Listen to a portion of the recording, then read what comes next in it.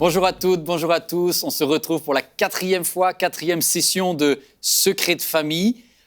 Cette histoire de la famille de Jacob, on est dans le chapitre 49 du livre de la Genèse. Merci d'être fidèles. On va voir ensemble la tribu de Dan. La tribu de Dan, c'est assez méconnu. J'espère que vous allez apprendre des choses aussi nouvelles sur ce texte.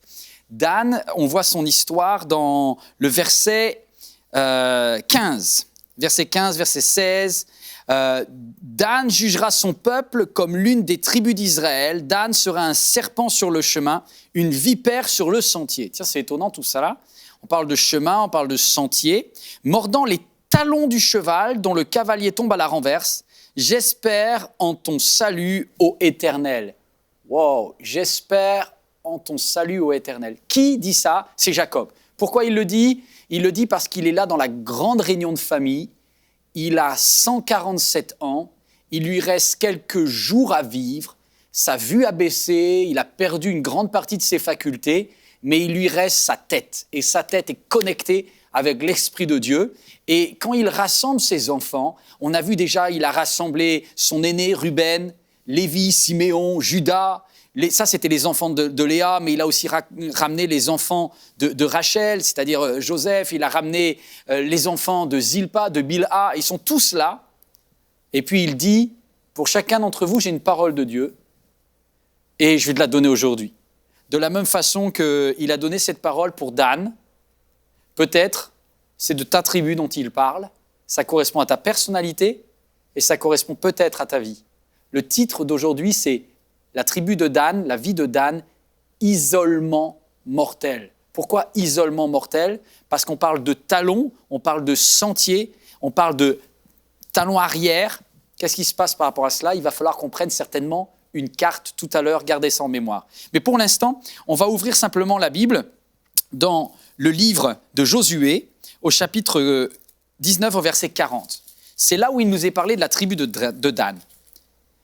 Lorsque toutes les tribus d'Israël sont arrivées dans ce beau et vaste pays où coule le lait et le miel, ils ont chacun reçu une part. Je voudrais te dire que Dieu a un projet pour ta vie, il a prévu pour toi une part, un héritage. Waouh! Dieu est bon et chacun recevra de Dieu quelque chose. Et Dan va recevoir cette part, et à votre avis, c'est la combientième? C'est la 7e. La 7e part, le 7e lot, fut pour la tribu de Dan, des fils de Dan, selon leur clan. La frontière de leur héritage était Tsoréa, Eshtaol et Irchemesh. Alors peut-être ça vous parle un peu bizarre, c'était des villes essentielles, ce sont des villes sur le bord de la côte, direction Jaffa. Les autres, d'ailleurs, il dit, le verset 47, le territoire de Dan leur échappait, alors qu'ils habitaient au verset 46 auprès du Yarkon et du Rakon, avec le territoire vis-à-vis de Jaffa. Pour ceux qui ont une géographie d'Israël, peut-être ça s'affiche sur votre écran, vous voyez que la tribu de Dan, c'est la tribu qui a les montagnes d'Éphraïm qui descendent vers la mer. C'est un petit paradis. Moi, en France, on a un jus d'orange qui s'appelle le Jaffaden, justement, parce qu'il est tiré de cette vallée de Jaffa, où tout pousse, c'est un pays luxuriant, c'était peut-être la meilleure part que la part de Dan. Or, ils vont la perdre. Ils vont la perdre parce que la vie ne va pas se passer comme prévu. Il y a 12 tribus, et celle qui va perdre son héritage, c'est la tribu de Dan. Ça va provoquer chez eux un isolement mortel. Pourquoi ils se sont isolés? Alors, quand l'on regarde le verset 47, le territoire de Dan, de la tribu, leur échappait. Alors les fils de Dan montèrent et combattirent les Shem, ils s'emparèrent et frappèrent du tranchant de l'épée. Puis ils prirent possession d'une nouvelle ville et l'appelèrent du nom de Dan. Alors sur la carte, vous voyez qu'on va quitter la région du bord de mer, au milieu, et ils vont remonter jusque tout en haut, à l'extrémité nord d'Israël, pour prendre une ville, Laïch, les Shem, qui vont transformer en ville de Dan. Mais il y a beaucoup de leçons spirituelles, et si vous voulez bien rester attentif, c'est quelque chose d'important. Premièrement, pourquoi ont-ils quitté ce territoire paradisiaque, ce merveilleux 7e part, cette part qui allait vers Jaffa. Pourquoi ils ne sont pas restés? Eh bien, l'histoire nous renseigne beaucoup. Ce territoire était habité. C'est-à-dire que quand Dieu a donné les parts du territoire à chacun, chacun devait vaincre les ennemis, les populations locales. Et pour Dan, ils sont allés attaquer la tribu, le clan, les armées qui habitaient cette vallée de Jaffa. Et je vous donne le nom tout de suite, c'était les Philistins. On est dans la plaine qui remonte vers le Liban. On est donc dans la plaine qui a les meilleurs soldats. Parce que les Philistins, à cette époque-là, et c'est un des versets de la Bible qui l'explique d'ailleurs aussi, possédaient la technologie du fer. Alors la technologie du fer, c'est-à-dire que les Danites, la tribu de Dan, ils sont arrivés avec du bronze, des épées, des lances en bronze et des boucliers en bois. Et en face d'eux, ils avaient des Philistins casqués, armés, armures, avec du fer. Et quand vous combattez fer contre bronze, le bronze se plie et le fer vous tue. Et donc, technologiquement, ils n'ont pas réussi à vaincre leur ennemi. Ils auraient dû pouvoir. Si la tribu de Dan, à elle seule, n'était pas en mesure de vaincre les Philistins, le plan de Dieu n'était pas celui-là. Le plan de Dieu était que toutes les tribus combattent ensemble pour conquérir chaque territoire. C'était censé être 12 et Dan s'est battu tout seul. Au lieu d'être 12 tribus, il n'y avait qu'une seule tribu et donc le territoire de Dan leur a échappé. Les Philistins les ont chassés. C'est assez terrible de constater combien parfois les chrétiens qui devraient s'entraider, s'unir, se soutenir, chacun est chez soi, il n'y a pas de relation dans l'Église, pas assez de gentillesse, de soins, de services rendus. Et peut-être pour quelqu'un ici, tu étais à l'hôpital et tu n'as pas eu une visite, tu n'as pas eu un coup de téléphone. Tu t'attendais, tu espérais que cette personne au moins prenne de tes nouvelles. Non, elle ne l'a pas fait. Alors aujourd'hui, tu es comme la tribu de Dan à cette époque-là. Tu es en face d'un ennemi que tu n'arrives pas à vaincre. Tu as besoin des autres, tu as besoin de la prière. Et tu dis, mais je suis tout seul. Moi, quand j'ai pris mon baptême, tu t'es peut-être dit, j'ai pris mon baptême, je me suis engagé avec Dieu. On m'a dit, l'Église, c'est une famille. Et puis finalement, la famille, rien du tout, quoi. Face à la maladie, face à problème financier, face à mon problème de couple, face à ce travail-là qui ne me va pas, je suis tout seul, il n'y a plus personne. Et ça crée chez toi une certaine frustration. Les frères ne sont pas là, je ne me suis pas senti aidé. Personne n'est venu me visiter quand j'avais mal. Rien.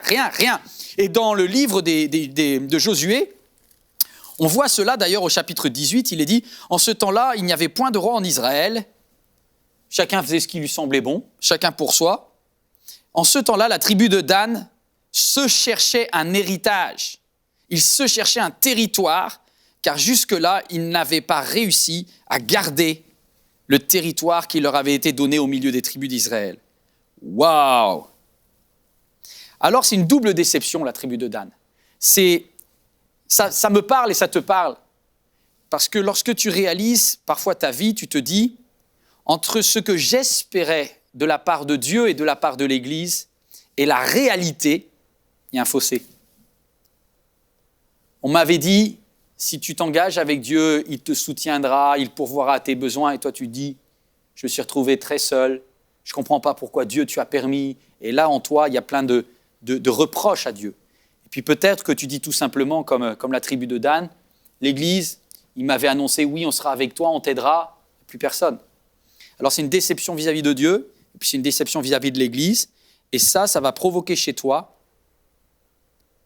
un isolement. Un isolement, tu t'isoles de Dieu, tu te retires de sa présence, tu dis Dieu, je suis un peu déçu par toi, j'ai du mal à prier, je ne me sens pas très bien, je vais reculer un peu. Par rapport à l'Église, c'est pareil. Tu t'étais engagé, tu avais un service, tu servais Dieu, tu étais tout feu, tout flamme. Puis là, tu dis, mais j'étais déçu, j'ai fait pour les autres. Quand c'est moi qui étais en difficulté, il n'y avait plus personne. Et ce processus que tu penses être légitime, est très dangereux. Isolement mortel parce que, en fait, s'isoler de ses frères et sœurs, ça va aggraver le problème. Ce n'est pas une solution. Tu vas aggraver le problème en faisant ça. Et on le voit parce que lorsque Déborah va demander de l'aide à la tribu de Dan, vous savez ce qu'elle va dire ? Dan est resté sur ses bateaux. En fait, il y avait quelques familles, quelques soldats de la tribu de Dan qui, n'arrivant pas à vraiment rester sur le territoire au bord de la mer, ils ont carrément préféré être dans les bateaux. Un peu voyageurs, un peu perdus, un peu libres, un peu nulle part. Ils étaient seuls, très seuls. Et puis, on va voir ce qui se passe. L'histoire est passionnante. Suivez-moi dans le livre des Juges. Regardez l'avenir. Au verset 2, les fils de Dan envoyèrent de leur clan 5 vaillants hommes au milieu d'eux qui quittèrent Tsoréa et Eshtaol. Tsoréa et Eshtaol, c'est les 2 villes, les capitales du peuple de Dan. Ce qui était censé rester les capitales. Un endroit merveilleux, Tsoréa et Eshtaol. Et il dit, et ils partirent pour explorer le pays et pour l'examiner.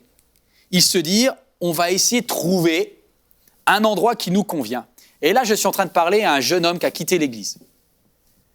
Parce que tu n'as pas trouvé ta place, il n'y a rien qui t'a fait vibrer, alors que tu t'étais engagé avec Dieu, tu te cherches. Tu dis, moi, je ne vois pas la part, je ne me sens pas pasteur, je ne me sens pas leader de louange, je ne sais pas trop à quoi je peux servir.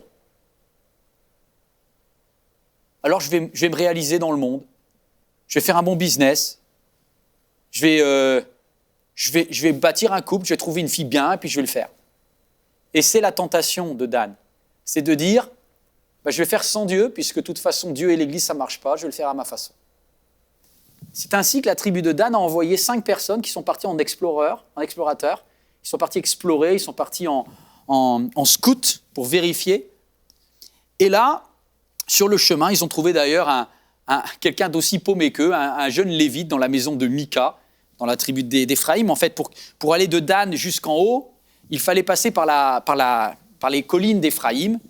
Et donc, ils sont passés par les collines d'Éphraïm. Et là, ils ont trouvé un jeune sacrificateur qui se cherchait aussi. Et ils ont pris contact avec lui. Et tu sais, quand tu quittes l'église, tu rencontres quand même des gens. Hein. Tu peux ne plus avoir d'amis chrétiens, mais tu rencontres aussi des personnes qui, dans le passé, ont fréquenté un peu l'église. Et puis, comme toi, ils se cherchent. Ils se cherchent. Et les 5 hommes vont revenir parce qu'ils ont trouvé en haut, tout en haut, une ville qui semble très paisible et facile à conquérir. Et c'est ainsi que la tribu de Dan, les 5 explorateurs vont revenir et vont faire un rapport et ils vont dire à toute la tribu, on a trouvé un bon pays, alors c'est pas celui que Dieu avait prévu pour nous, mais c'est très bien, c'est tout en haut et on va y aller. On va s'isoler, en fait, de toute manière les autres ne nous aident pas, alors on n'a qu'à aller pour nous, hein. Donc on y va. Et 600 hommes, verset 11 du chapitre 18 du clan de Dan, partirent de Tsoréa et Eshtaol, munis de leurs armes de guerre, et ils vont monter les montagnes, direction le plein nord d'Israël. Et là, il y a quelque chose d'étonnant. Alors vous lisez l'histoire, je n'ai pas le temps de tout développer en cet instant, mais ils vont récupérer au passage le fameux Lévite un peu paumé. Et ils vont lui dire, écoute, on te propose un job, plutôt que tu restes là dans les montagnes d'Éphraïm à végéter chez un certain Mika, viens avec nous et tu vas être le pasteur, le rabbin, l'homme de Dieu, le prêtre de la famille. Voilà, tu vas être le prêtre de la tribu. Donc c'est une promotion pour toi. Et ce gars-là, tout content, le jeune Lévite, il va dire « Ah oui, c'est super ». Et ils lui disent « Au fait, est-ce que Dieu est d'accord avec ce voyage ?» Et le jeune prêtre va leur dire « Mais bien sûr que Dieu est avec vous, voyons. Alléluia, vous y allez, c'est bon, on va être bénis. » Tu trouveras toujours des gens qui te diront, même de la part de Dieu, ce que tu as envie d'entendre. Hein. Tu es parfois sur le point de t'éloigner de Dieu, de t'éloigner de l'Église, de t'éloigner de ta famille, et tu trouveras toujours quelqu'un qui te dira « Mais vas-y, c'est bien, Dieu est avec toi. » Réfléchis. Est-ce que cette personne est objective? Est-ce que Dieu lui a parlé? Ou est-ce que cette personne qui te conseille, elle a son intérêt à te dire ce que tu as envie d'entendre? Ça, c'est quelque chose de très important. Que l'un prophétise et que les autres jugent. Parce que sinon, tu seras manipulé par des personnes qui te flatteront. Et la tribu de Dan, ils ont pris ce jeune Lévite, et ce jeune Lévite leur a dit « Mais bien sûr, allez en paix, l'Éternel vous accompagne dans le voyage que vous avez entreprendre. » D'accord? Donc vous imaginez la suite. Donc ils enlevèrent ainsi le sacrificateur, le prêtre, et ils tombèrent, verset 27, sur la ville de Laïch, Léchem, c'est pareil, un peuple tranquille. Ils le frappèrent du tranchant de l'épée, ils brûlèrent la ville, et ils donnèrent, au verset 29, à la ville le nom de Dan, d'après le nom de Dan, leur père, qui était né à Israël. Et c'est ainsi que les Danites ont déménagé du pays qui était prévu par Dieu, la 7e part, Tsoré à Ishtaol, et ils se sont retrouvés beaucoup plus haut dans le nord d'Israël. Et là, on se dit, pourquoi pas? Vous avez lu la suite dans la Bible? Non, parce que quand on prend des décisions sans le conseil de Dieu,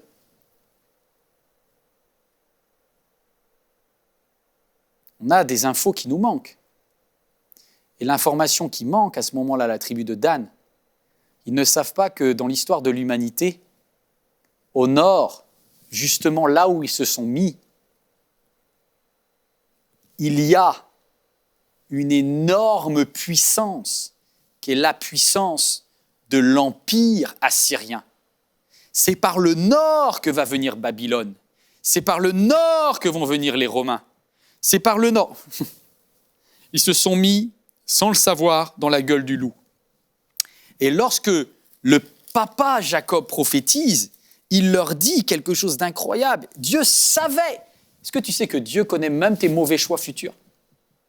Et il dit, Dan, tu es comme un serpent sur le chemin, une vipère qui mord les talons du cheval et dont le cavalier tombe à la renverse. J'espère en ton salut, ô Éternel. Pourquoi Jacob a prophétisé? Parce que le papy, lorsqu'il priait, il s'est dit, je vois comme si Dan, mais ça n'avait pas de sens à l'époque, parce que Dan n'était pas à cet endroit-là, comme si Dan va attaquer par l'arrière, donc par le haut, le talon du cheval. Incroyable. Dieu connaît toute ta vie. Il connaît tous tes échecs, passés, présents, futurs, mais il connaît aussi tes réussites. Et quand Dieu te voit, il dit, je suis en train de prier pour transformer le mal en bien. Pour certains, le choix que vous avez fait est un mauvais choix.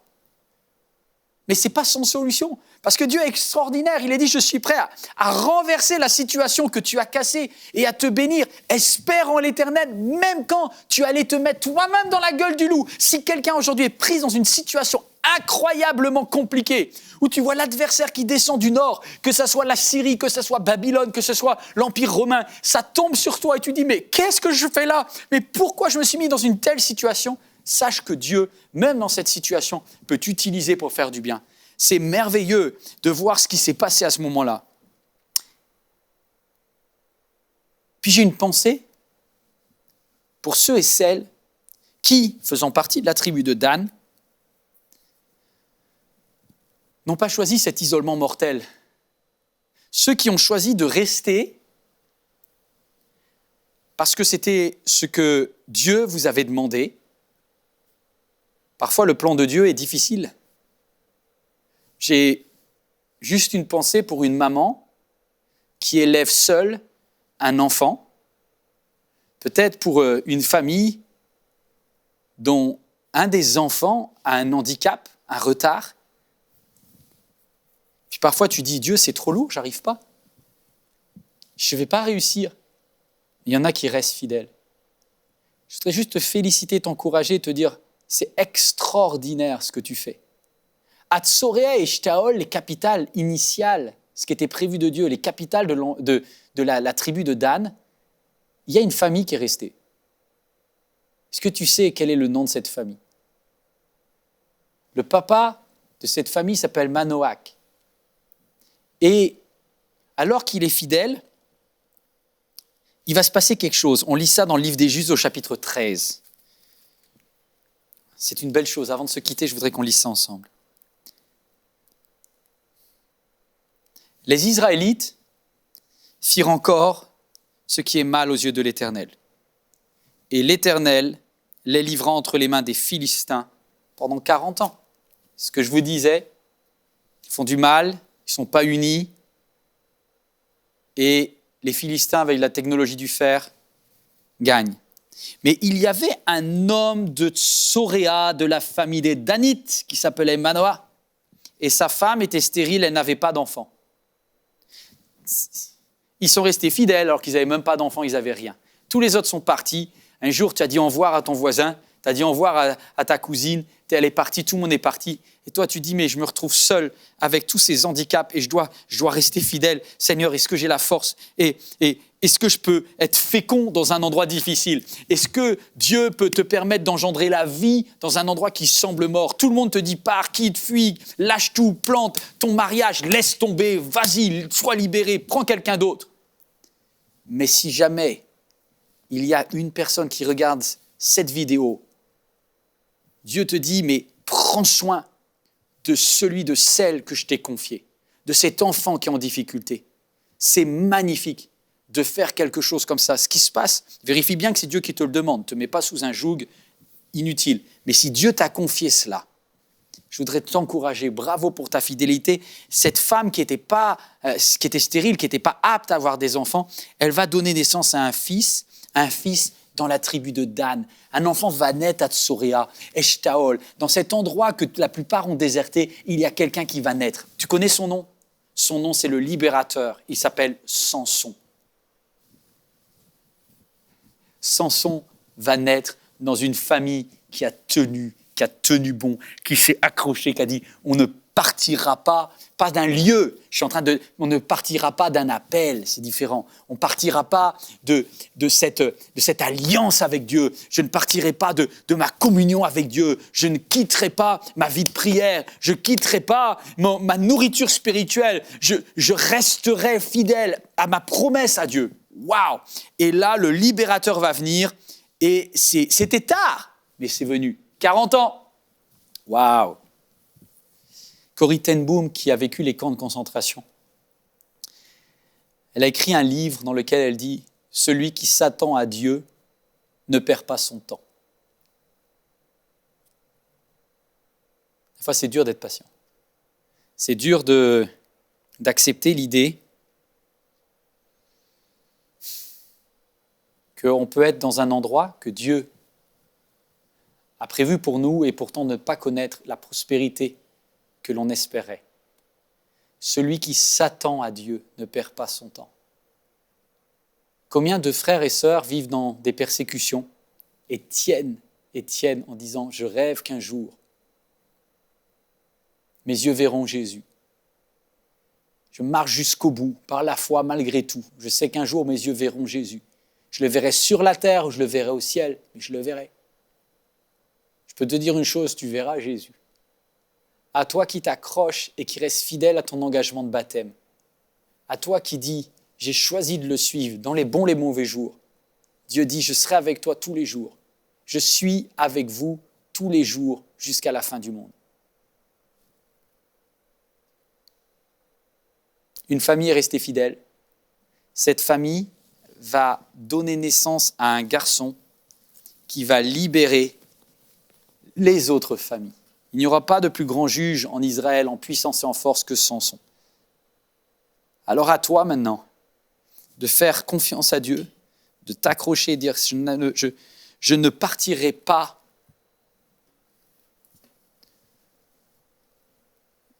du plan de Dieu. Alors on va prier ensemble. Et je voudrais peut-être passer un tout petit peu de temps de ministère avec vous à prier et à dire Seigneur, est-ce que tu as une parole, est-ce que tu as un mot pour quelqu'un qui regarde cette vidéo maintenant? C'est pour toi, hein? C'est pour toi que Dieu parle. Ne choisis pas de t'isoler mortellement. Oui, d'autres sont partis. Peut-être des proches à toi. Tu te retrouves seul. Tu es tendu, tu es stressé, la pression monte, peut-être les années passent. Reste fidèle à ce que Dieu t'a dit. Waouh! Waouh! Merci Père d'encourager quelqu'un en cet instant. Je crois que tu es le Dieu qui donne des forces à celui qui est fatigué. Tu es le Dieu qui donne des oasis dans le désert. Tu dis que celui qui cherche en toi son refuge sera secouru. Je te bénis parce qu'il n'y a personne sur la terre comme toi. Je ne connais pas la situation exacte que mon ami, mon frère, ma sœur est en train de vivre. Mais je veux te demander déjà pardon-moi pour toutes les fois où je n'ai pas pris soin de ceux qui étaient dans la détresse autour de moi, attendaient mon aide. Alors je te demande pardon, mon Père, tout simplement. Et avec beaucoup de sincérité, je te demande pardon pour toutes les personnes qui auraient dû compter sur moi et que je n'ai pas aidé et qui ont expérimenté un isolement spirituel qui les a conduits à des situations dangereuses. Je te prie pour que tu me donnes cette capacité à voir ceux qui sont en fragilité. Peut-être que toi qui regardes cette vidéo, Dieu t'invite aussi à prier pour un proche de ta famille qui est en train de s'isoler. Waouh! C'est peut-être une pensée de Dieu, ça. Tu connais quelqu'un de ta famille qui est compliqué parce que cette personne est pleine de reproches. D'un côté, elle reproche des choses à Dieu, elle te reproche des choses et elle est en train de s'isoler. Ce n'est pas facile de se rapprocher de quelqu'un qui a déjà de l'amertume dans son cœur. Mais simplement par un texto, un SMS, une image, quelque chose, une lettre, un email, bénis les personnes à côté de toi parce que c'est ça l'Église. L'Église, ce n'est pas un bâtiment. L'Église, c'est prendre soin des uns des autres. Si tu connais quelqu'un qui est en train de s'isoler actuellement, va le chercher. Va la chercher. Tu le fais pour quoi? Tu le fais pour qui? Tu le fais pour Dieu. Tu le fais parce que c'est une cause qui est juste. Dieu vient nous chercher quand on est seul. On va chercher les autres quand ils sont seuls. Maintenant, la deuxième partie de mon appel, c'est si jamais toi, tu as regardé cette vidéo, mais en attendant rien. Puis ça t'a troublé. Parce qu'il y a des circonstances qui ont été mentionnées ici qui correspondent dangereusement aux tiennes. Écoute cela. Il n'est pas trop tard pour revenir à Dieu. Il n'est pas trop tard, alors que tu as déjà envoyé tes 5 éclaireurs, alors que tu as peut-être envoyé 600 hommes, et que tu as même obtenu peut-être le conseil de certains qui t'ont dit « mais vas-y, fais-le, fais-le, fais-le ». Pose-toi. Père, c'est toi qui conduis ma vie. Je ne comprends pas ce que je vis actuellement et je suis tenté d'aller voir ailleurs. Mais si tu le veux, et si tu me parles en cet instant, viens me donner le courage, viens me donner la force de ne rien faire par mes propres forces pour me réaliser, mais de te faire confiance pour réaliser ton plan et tes projets pour ma vie. Je souhaite que ça soit ta prière en cet instant. Parce que là, il y a un choix à prendre. Et c'est ainsi qu'on se quitte. C'est à toi de décider qui tu veux suivre, ton intuition ou sa direction. Soyez bénis.